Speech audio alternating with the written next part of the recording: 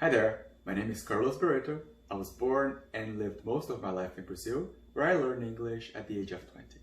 Coming from a low-income family and proudly the first person in my family to even attend university, I'm a PhD student in biology at Western University in London, Ontario.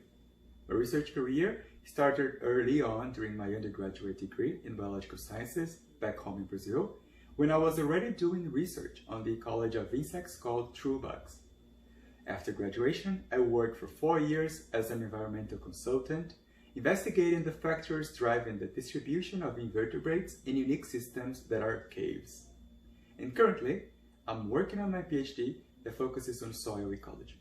So yes, I've changed my study system a few times throughout the years, but my studies have always been in ecology. Specifically for my PhD, I study animals living in soils, most of them being oribatid mites, tiny animals related to spiders and ticks, but with no medical importance. However, these mites are important for other reasons. They're players of ecosystem processes.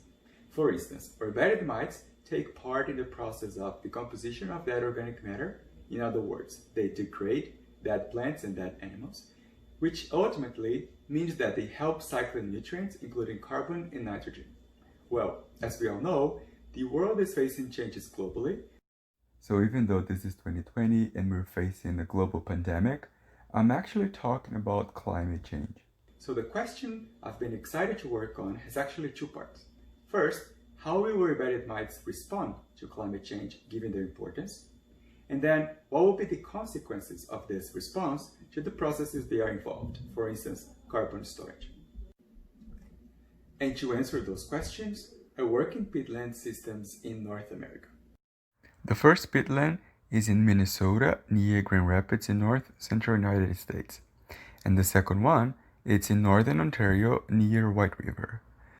In this picture, we see a peatland at the front with short vegetation, and at the back, we see the trees that are part of a boreal forest. Peatlands are ecosystems that cover only 3% of the Earth's surface, but they store an impressive 30% of the terrestrial carbon in soils across the globe. In peatlands, when plants die, due to very specific environmental conditions, for instance, peatlands are very wet, there's little oxygen in the water that becomes acidic, so plants, they don't decompose quickly compared to other ecosystems like forests and grasslands, for instance. As a result, more dead plants accumulate in this ecosystem, which ultimately means that less carbon is released to the atmosphere from peatlands than from many other ecosystem types worldwide. In other words, peatlands store carbon in soil as that plant biomass. And that's why peatlands are so important for human well-being.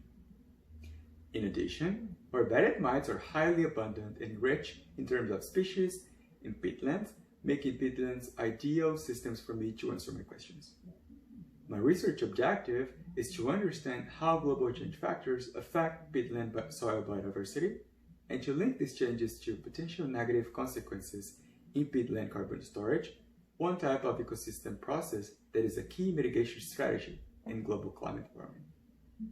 In the field, I have manipulated warming and atmospheric CO2 concentration in 2 large-scale field experiments located in 3 different peatlands, 2 in northern Ontario and 1 in Minnesota, the United States. I've also run lab experiments with other global change factors, such as addition of fertilizers and contamination with microplastics. I'm currently analyzing the data to answer my questions. But I can already tell you that warming seems to have a negative effect on those tiny animals living in soils, including oribatid mites living in peatlands, and an overall negative effect on peatland. What I can also tell you is that elevated CO2 appears not to have a direct, strong effect on those tiny animals living in peatlands. Taken together, global changes are particularly relevant for northern latitude systems, such as peatlands, which represent a globally significant carbon sink. Doing research on this topic is of great necessity in Canada, especially considering that peatlands in North America, they represent about 32% of the total global peatland area. My studies are expected to answer questions that the world requires to understand the future of carbon accumulation under global change scenarios. I'd like again to thank CSEE for the opportunity. And then of course I'd like to thank you for watching this video. If you want to know more about what I do, this is my website right here, www.carlosbarreto.me. And there's also my email address here. In case you want to ask me any question, please shoot me a message. Thank you and good luck.